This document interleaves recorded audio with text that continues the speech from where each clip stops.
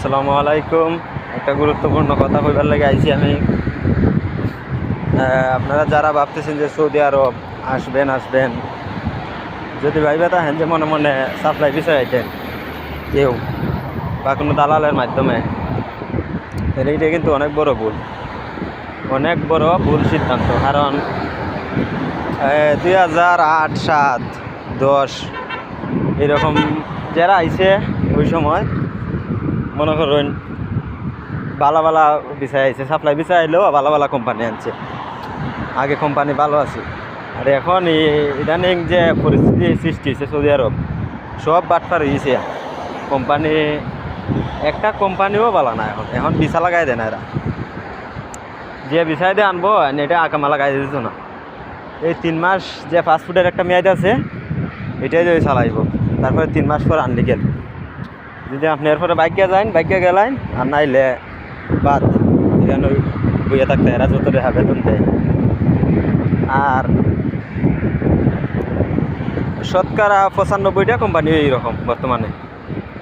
Supply বিষয় না হওয়াটাই ভালো বর্তমানে, জানিয়ে শুনে আইবেন। আর দালালের মাধ্যমে যারা আইবেন দৈরা নেন আপন লোক হই, আপনার বিদেশের দালালি করে আপন লোক হইলেও দালালের মাধ্যমে আইন না, আইলে কিন্তু অনেক বড় সমস্যা হইব।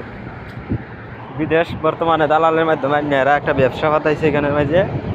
ব্যবসাটা হইলো মানুষ আনিয়া এখানে ফালাই দিতে পারলে শেষ, আর খোঁজখবর লইতো না।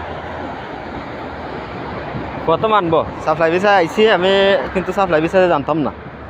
আমার কই আনছে মালিকানা কোম্পানি, 1700 রিয়াল বেতন, 8 ঘন্টা ডিউটি।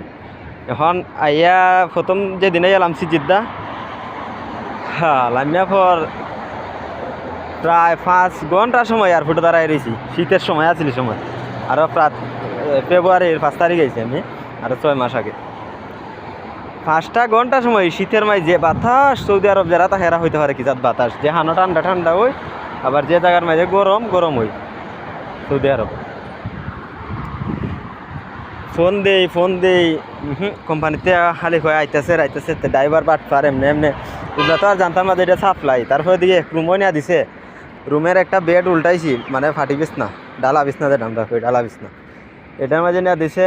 ডালা বিছনাটা উঠাইয়া দেখি ফুক, মানে হালা ফুক করে হাজারে বিচারে। দেখে আমার বুমি আইছে যে কের মাঝে যাইয়া পড়লাম।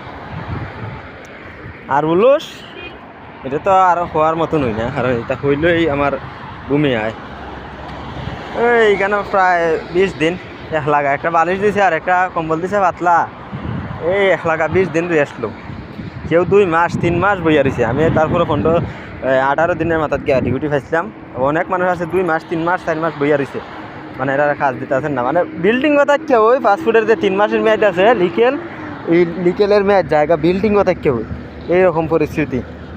তো যারা এটা চাও বুঝে শুনে আইও, সাপ্লাই ভিসার মাধ্যমে কোনো দালালের মাধ্যমে বিশ্বাস করে আইও না।